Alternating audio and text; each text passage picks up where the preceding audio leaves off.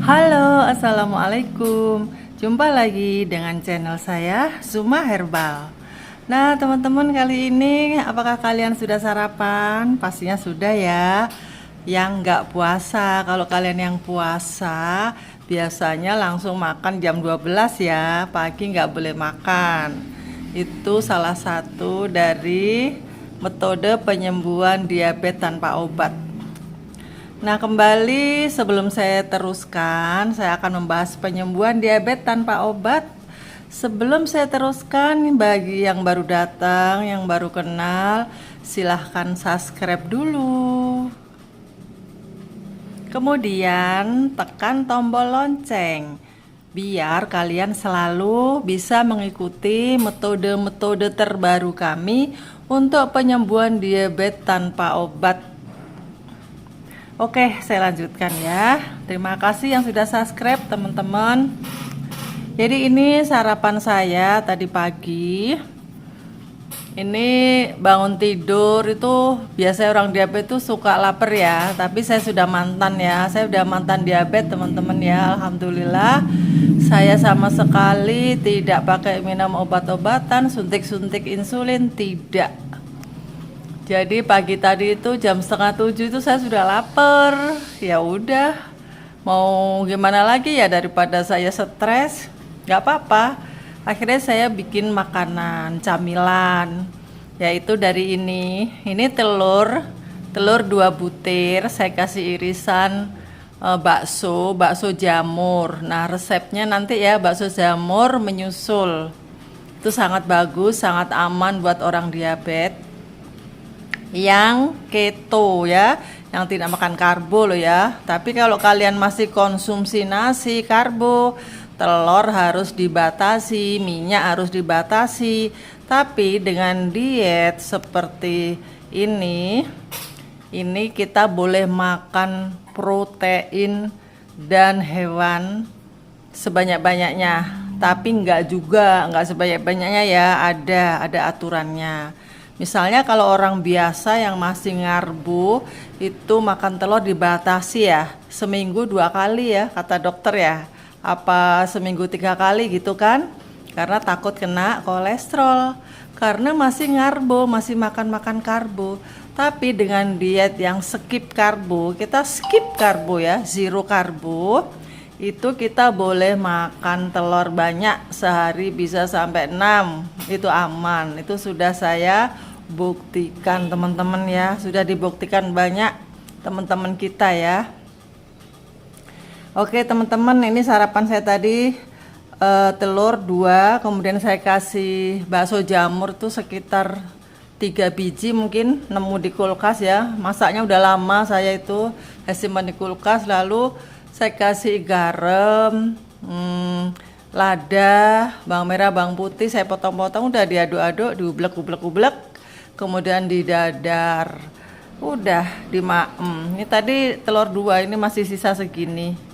Tadi aku makan sama suami sih, dia ngambilnya dikit, dia nggak suka telur.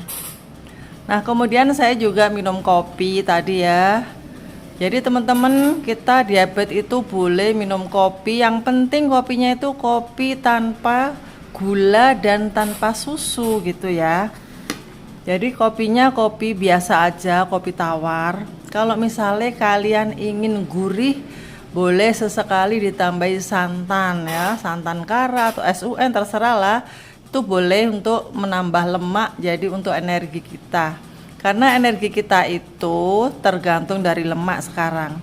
Untuk penjelasannya, kenapa harus tergantung dari lemak, kenapa harus zero karbo, kalian rajin scroll video-video saya yang dahulu setahun ke bawah ya. Jadi maaf, setahun yang lalu saya belum keto ya, jadi itu jangan dianggap keto ya. Jadi setahun yang lalu saya baru membuat konten ini, karena itu juga awalnya dari kebutuhan saya sendiri, biar saya itu bisa istiqomah gitu loh dietnya, dengan banyak teman, dengan banyak share-share. Saya juga bisa membantu teman-teman yang ingin sembuh dari diabetes tanpa obat. Oke ya, sarapan saya cuman ini aja teman-teman. Terus ini camilan. Ini tadi bakso jamur yang saya potong tipis-tipis, lalu saya goreng. Jadi keripik-keripik gitu loh, kriuk-kriuknya. Ya, ini makan pagi. Terus rencana makan siangnya apa ini? Ntar ya.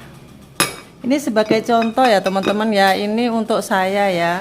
Untuk kalian yang beda berat badan, beda kasus, itu ya jangan niru plek ya. Ini saya bisa makan telur ini 4, yang tadi 2, yang tadi 1 lah ya, yang 1 kan dimaem sama orang. Jadi saya bisa maem 5 telur sehari. Kemudian ini sayuran ini 200 gram aja, karena terong itu mengandung karbohidrat lumayan tinggi juga. Terong itu ya per 100 gramnya itu bisa 10 gram.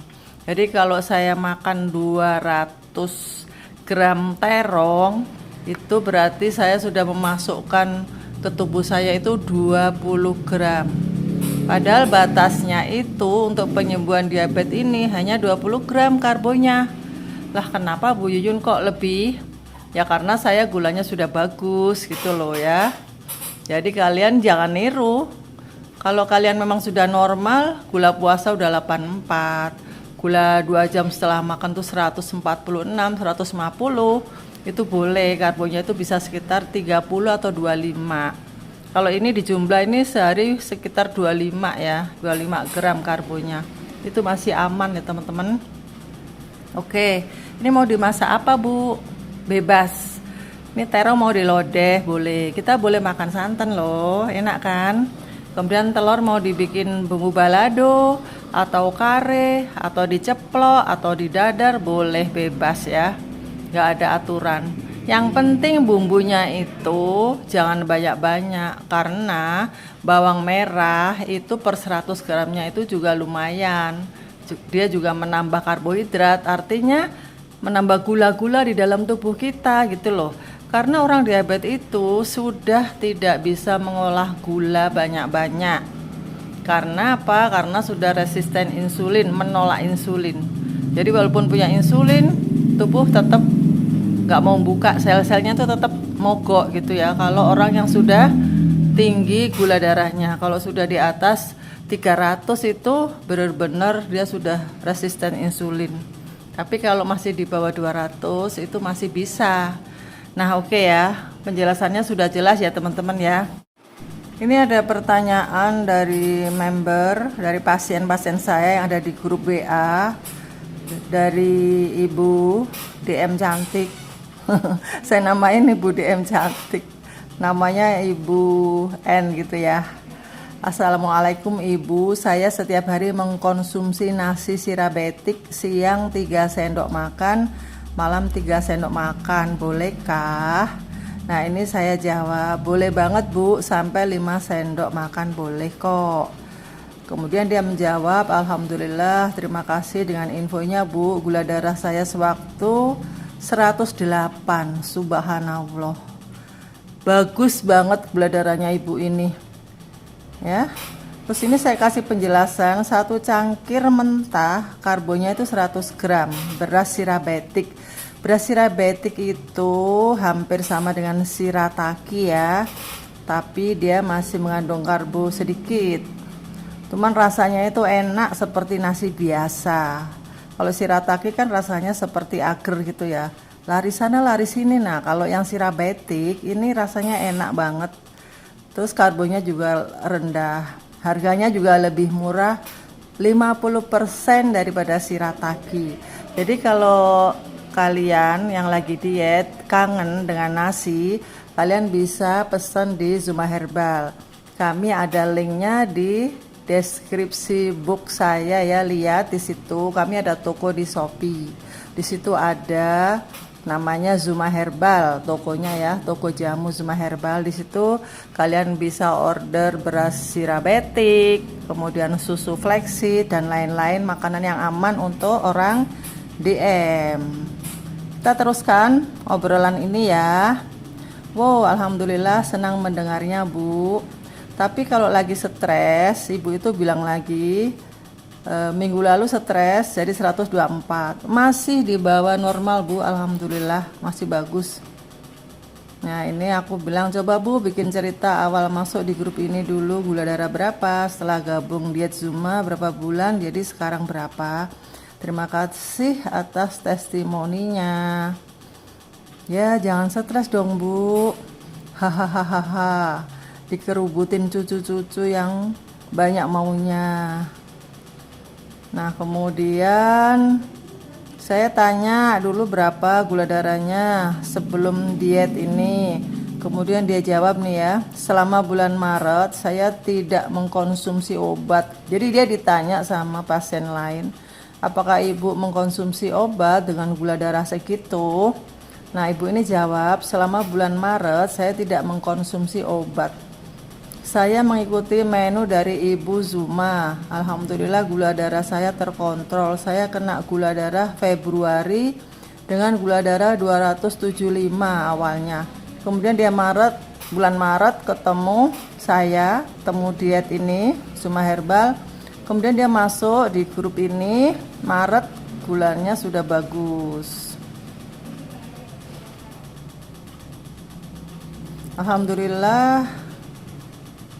Alhamdulillah gula darah Bu Nadine seperti saya.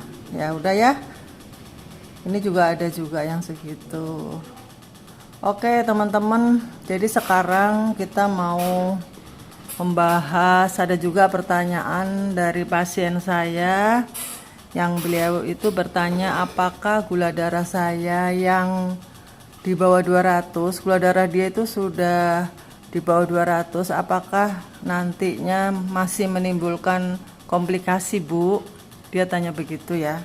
Begini ya, jadi begini teman-teman ya, orang diabetes itu kalau tidak terkontrol gulanya makin lama itu pasti makin tinggi, nggak ada makin turun tuh nggak ada ya. Maaf, itu dari pengalaman ibu saya. Dulu ibu saya itu juga nenek saya. Kalau nenek saya sudah tinggi ya, karena maklumlah kalau di kampung itu memang masih pengetahuan mengenai diabetes itu masih sangat minim ya. Belum ada grup-grup seperti sekarang ini di sosmed itu kan banyak. Belum ada diet-diet keto, belum ada. Diet-diet Zuma Herbal juga apalagi belum ada. Jadi nenek saya itu sejak muda ya sekitar umur 50 lah sudah kena diabetes. Kemudian beliau ya berobat, ya biasa berobat ke medis gitu ya, ya minum. Lama-lama makin tua itu ya karena makanannya itu tetap karbo, ya jadi ya penyakitnya ya nggak bisa sembuh-sembuh gitu loh. Ya sudah suntik insulin, tapi makanannya tetap makan nasi, makan kentang diganti kentang, makan belinjo, keripik. Yang karbo-karbo itu beliau nggak ngerti kalau itu dilarang. Yang di skip hanya gula aja, beliau sudah nggak pernah minum gula gitu. Tapi ya kadang-kadang minum ya, namanya manusia itu nggak bisa suruh istiqomah banget, itu pastilah sesekali itu kepingin ya kayak gitulah. Ya akhirnya di hari tuanya, saya masih kecil ya waktu itu, nenek saya itu kakinya itu sudah kena ini apa, neuropati, jadi kerusakan saraf. Jadi saraf-saraf itu sudah mati. Jadi terus kakinya tuh krepes-krepes gitu loh, kayak berai-berai, kalau dipegang tuh keluar air pres-pres. Itu sudah opnam di rumah sakit berapa bulan apa berapa minggu, kemudian nggak ada gitu ya. Innalillahi, akhirnya nggak ada. Itu saya masih kecil, saya belum mengerti, tapi saya tahu kalau nenek saya itu sakit kencing manis gitu. Nah turunan, kemudian mama saya, ibu saya juga gitu. Tapi ibu saya nggak separah itu, nggak sampai borokan di kaki itu. Ada juga borok tapi di panggulnya satu itu. Nah itu terus ibu saya juga kena stroke. Tahu stroke, tahu apa ya, aku juga kurang ngerti. Pokoknya ibu saya itu yang jelas pakai kursi roda, terus kalau jalan tuh nggak bisa. Awalnya masih bisa, makin lambat laun itu ibu saya sudah nggak bisa jalan, terus pakai tongkat gitu. Nah itu juga beliau itu ya sudah berusaha berobat, tapi Allah belum memberi kesembuhan. Tapi sebenarnya gulanya tuh ya terkontrol, nggak sampai 300. Cuman makanannya memang dulu itu kalau ibu saya itu menyediakan camilan itu pisang kepok teman-teman ya. Jadi hati-hati ya kalian. Pisang kepok itu ternyata sangat tinggi loh karbonya. Satu buah pisang itu hampir sama dengan nasi 100 gram. Bahkan tinggian pisang, karena pisang juga selain mengandung karbohidratnya juga ada, dia juga mengandung gula juga. Jadi double-double. Terus gimana dong Bu buahnya? Buahnya nanti ya kita bahas di next video ya. Ini sekarang kita bahas yang makanan yang aman, yang rendah karbo aja ya. Buahnya pastinya ada, kita punya buah juga yang boleh dimakan, itu boleh ada gitu ya maksudnya. Nah gitu teman-teman ya. Jadi dampak dari diabetes itu, kalau gula darahnya itu tetap nggak bisa turun, nggak bisa normal, masih 240, 250, tetap begitu, makanannya tetap karbo di atas 20 gram. Nah itu ya siap-siap aja, pasti akan terjadi komplikasi. Mudah-mudahan aja tidak menimpa teman-teman kita semuanya ya. Jadi gitu ya teman-teman ya. Jadi kita harus menjaga pola makan. Seperti tadi ini, apakah kenyang ya Bu makan kayak gini? Saya rasa itu kenyang. Jadi caranya untuk kenyang tuh sebenarnya gini loh teman-teman ya. Itu dari pikiran. Ketika kita puasa itu pasti kita bisa kan? Kita bisa tidak makan sampai maghrib ya. Ketika kita bulan puasa itu bisa. Karena kita ada motivasi ingin cari pahala, dan itu kewajiban kan bagi orang muslim. Nah kalau gitu ini juga gitu, makan segini banyaknya nih. Kalau ini kurang kenyang, harusnya Anda jangan terus memikirkan makanan. Carilah kesibukan yang kira-kira itu nggak sempat makan, yang nggak sempat memikirkan makanan gitu loh. Kalau yang hobi jahit ya jahitlah, bikin apa, sarung bantal kek, bikin hordeng, atau ngapain gitu ya. Kalau Anda yang nggak punya hobi, pasti ada ya. Kalau yang hobi berkebun, nah itu bagus. Sepedaan, jalan kaki, atau silaturahmi, main ke saudara dan lain-lain yang bisa kita itu bikin kita itu nggak memikirkan makanan aja. Bisa. Saya pernah tuh dari pagi tuh sampai jam 11 tuh, tahu-tahu tuh gemeter banget. Ternyata saya belum makan. Hanya minum kopi aja saya lupa karena berkebun. Nah seperti itu contohnya ya teman-teman ya. Dan teman-teman ya, kalau orang diabetes nggak segera dirawat, nggak segera dikontrol, maka banyak banget komplikasinya tuh, banyak banget. Saya nggak nakut-nakutin yo, tapi ini bener-bener ya. Teman saya itu ada yang buta, tapi sekarang sudah nggak ada. Terus ada juga tetangga murid saya, itu kakinya diamputasi teman-teman. Terus gak lama ya, 2 minggu apa 10 hari habis diamputasi itu bukannya sembuh, malah sekarang sudah gak ada juga. Nah itu yang komplikasi, yang gulanya itu sudah tinggi banget, udah 500, 400. Sudah minum obat tapi masih 400. Jadi kalau nggak minum obat berapa ya, sekitar 600, 5,5 gitu. Makanya sebelum Anda kena komplikasinya, Anda segera rawat dengan menjaga pola makan. Kita jangan gampang tergoda gitu loh. Ingatlah, kalau kita nggak mau meninggalkan karbo-karbo itu, maka sangat berbahaya bagi orang diabetes. Memang sih awalnya memang kita itu sangat kayaknya sedih gitu ya meninggalkan nasi ya. Ya kita bikin makanan yang tidak perlu nasi. Misalnya Anda bikin aja risol dari telur didadar, nanti dalamnya dikasih daging. Nah kalau daging mahal kita kasih jamur, sayuran aja, kasih toge, kasih jamur, dibumbu kayak mie gitu.